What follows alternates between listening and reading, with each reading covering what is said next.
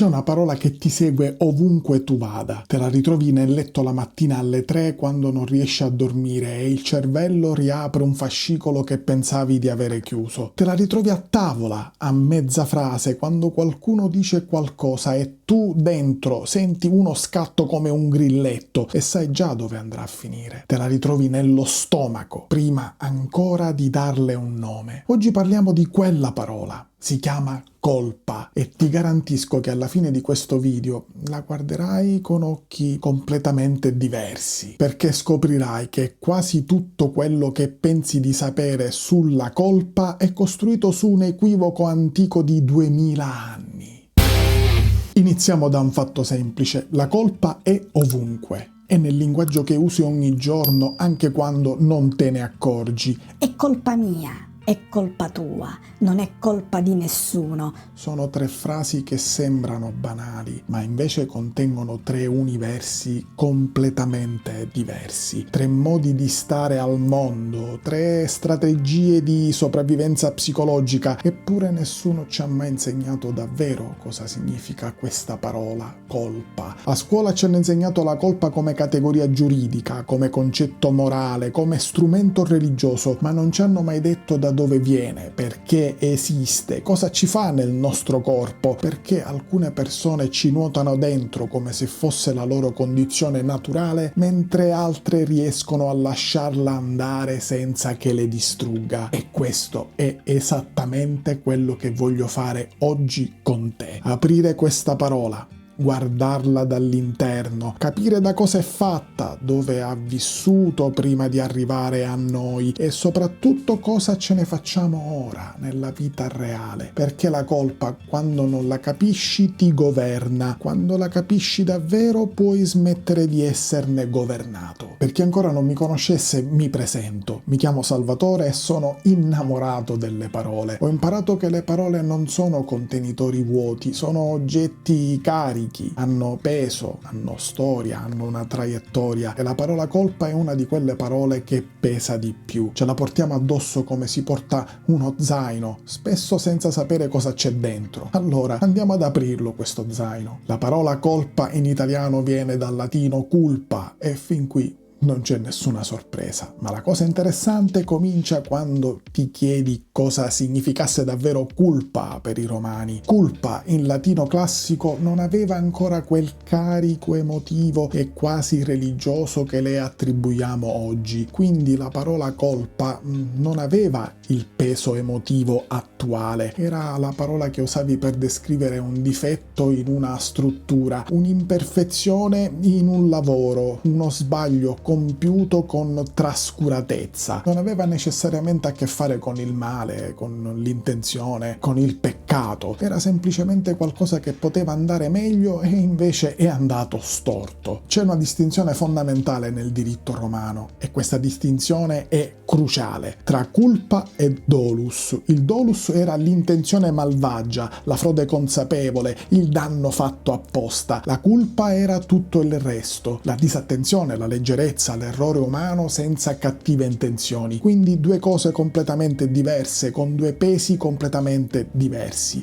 Poi è arrivato il latino ecclesiastico e le cose si sono complicate. Con il cristianesimo medievale, culpa si è caricata di qualcosa di nuovo, la dimensione del peccato, la relazione con Dio, l'idea che l'errore non fosse solo un fatto tecnico, ma un atto morale che richiedeva pentimento ed espiazione. Se hai mai sentito la formula liturgica latina della preghiera di confessione cattolica, c'è una sequenza che recita mea culpa, mea culpa, mea maxima culpa. Colpa mia grandissima colpa. Si dice 3 volte con l'accompagnamento del gesto di battersi il petto. Io non lo faccio perché altrimenti faccio casino con il microfono, ma questa formula ha attraversato secoli di liturgia ed è entrata nella lingua come una pietra. Ancora oggi in italiano e in molte altre lingue. Mea culpa si usa perfino nella quotidianità,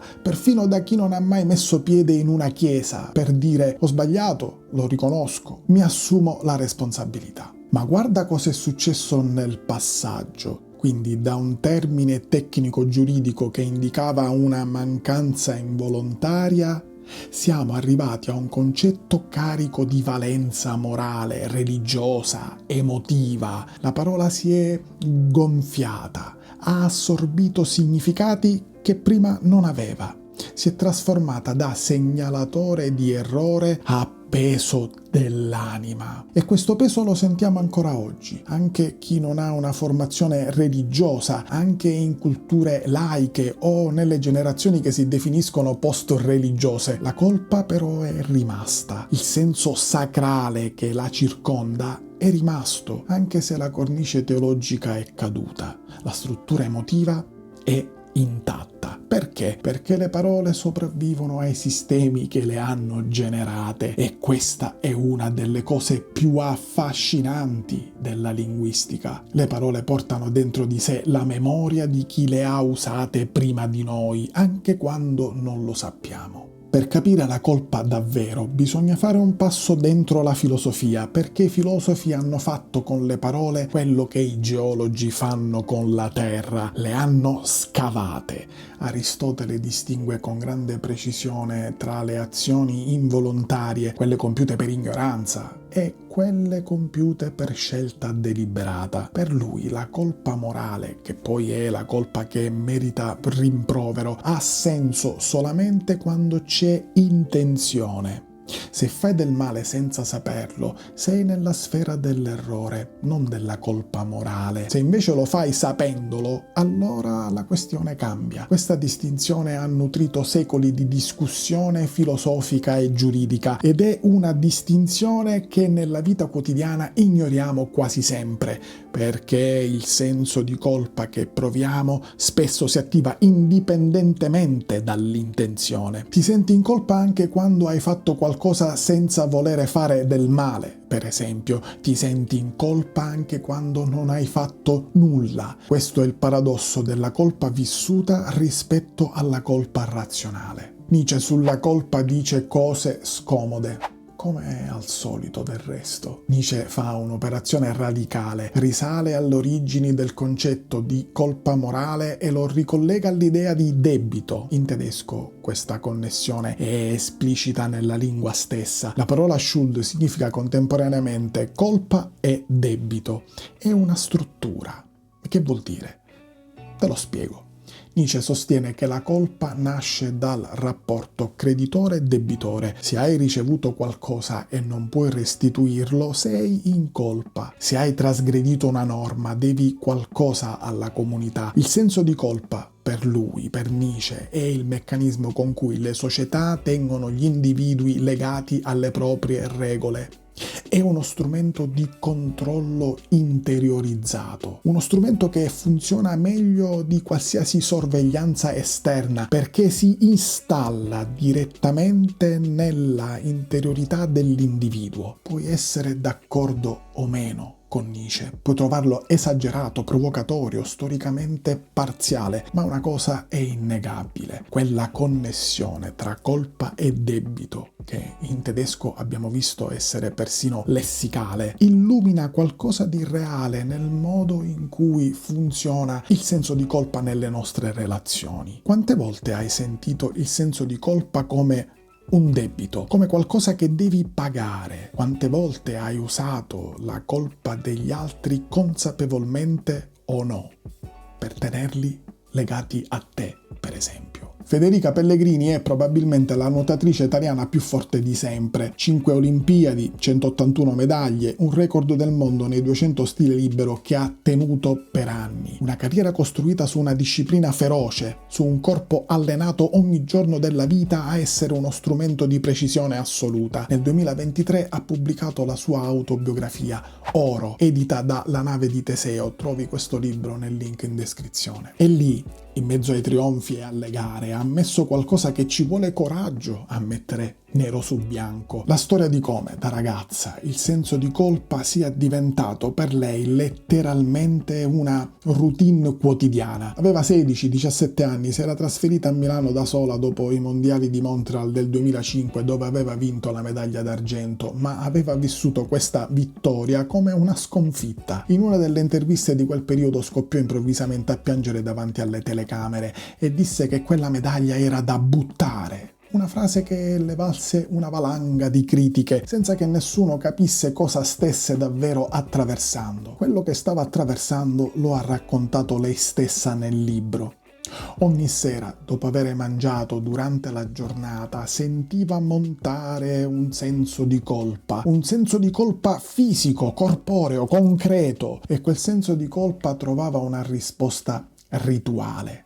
Vomitare. Non sapeva che si chiamasse bulimia. Per lei il vomito era la soluzione dei suoi drammi, era il modo di ripulirsi, di tornare al corpo che sentiva giusto, di metabolizzare, usa proprio questa parola, di metabolizzare il dolore. Quello che colpisce nella storia di Federica Pellegrini è la struttura esatta di quel meccanismo. Il senso di colpa per il cibo mangiato, per il corpo che cambiava, per le performance che non erano state perfette. Ecco, cercava questo senso di colpa un'uscita fisica e l'aveva trovata. Aveva costruito un sistema che funzionava nel breve termine, che sembrava una soluzione e che invece era un loop chiuso che si stringeva ogni giorno di più.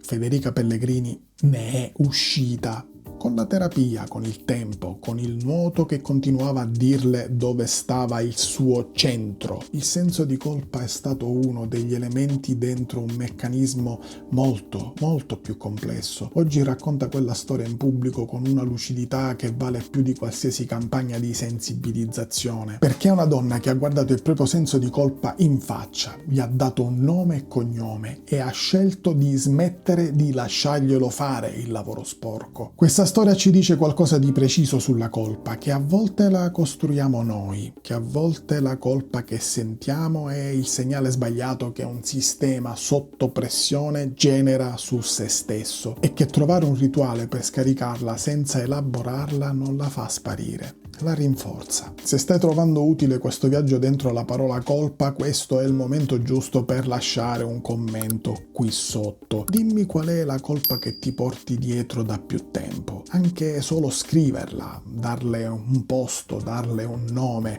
ha qualcosa di liberatorio. E se vuoi che altri abbiano accesso a questo tipo di riflessioni, un like aiuta concretamente a far girare questo video. E se ancora non sei iscritto o non sei iscritta, fallo adesso, approfitta di questa pausa. C'è qualcosa nel vino che conosce bene la colpa, ma non sto parlando del vino come anestesia, come fuga, come alibi. Quella è un'altra storia e non è quella che oggi mi interessa raccontare. Sto parlando del vino come prodotto che nasce dalla trasformazione, l'uva che fermenta, che passa attraverso qualcosa di violento biologicamente parlando e ne esce trasformata in qualcosa di completamente diverso. Ho passato 20 anni a parlare di vino e una delle cose che ho imparato è che i vini più interessanti sono quelli che hanno qualcosa di irrisolto, qualcosa che graffia e che rimane a lungo in bocca. Insomma, sono i vini che ti chiedono attenzione, quelli che ti chiedono di stare lì un momento in più. La colpa elaborata funziona un po' così. Lo abbiamo visto poco fa che la colpa non è una cosa bella da tenere, ma se la lasci stare il tempo necessario, se non la risputi fuori immediatamente, se non la ingoi senza sentirla, può diventare qualcosa di più complesso, una texture diversa nella comprensione di te stesso. Ecco, il vino che ha fatto i conti con la sua struttura, il vino che ha attraversato il tempo, ha qualcosa da dire che il succo d'uva fresco non potrà mai dire. La complessità nasce dal processo e il processo quasi sempre implica una forma di resistenza, di attrito, di qualcosa che non andava come previsto. Questo non significa che il dolore sia necessario, significa che quello che abbiamo attraversato, incluse le nostre colpe, inclusi i nostri errori, fa parte di quello che siamo e che negarlo ci rende solo meno complessi, meno noi. Allora, dove siamo arrivati? Siamo partiti da una parola latina che indicava una mancanza tecnica, culpa, e l'abbiamo vista diventare nel corso di 2000 anni uno dei concetti più pesanti che la cultura occidentale porta con sé. Abbiamo visto Federica Pellegrini trasformare la propria colpa in consapevolezza e la consapevolezza in risultati eccezionali. Abbiamo visto che la colpa e la vergogna sono cose diverse e che confonderle è uno degli errori più comuni e più costosi. E la rivelazione che ti avevo promesso all'inizio è questa: la colpa ti dice dove sei andato rispetto a dove volevi andare, e quella distanza, quella tensione tra cosa hai fatto e cosa vuoi fare è esattamente lo spazio in cui avviene qualsiasi crescita reale. Tu non sei la tua colpa, sei la persona che ha la capacità di riconoscerla, di starci sopra un momento e di scegliere cosa farne. Se questo video ti ha dato uno spunto, una parola nuova per nominare qualcosa che già sentivi, una prospettiva diversa, dimmi nei commenti qual è la parola che vorresti che io analizzassi la prossima volta. Qui non si tratta solo di curiosità linguistica. Scegliere le parole giuste per le cose che viviamo è uno degli strumenti più potenti che abbiamo. Iscriviti a Viro Vino se non lo hai ancora fatto. Ogni video è un sorso di parole. E le parole, come il vino, cambiano sapore quando sai cosa stai bevendo. Ti abbraccio fortissimo.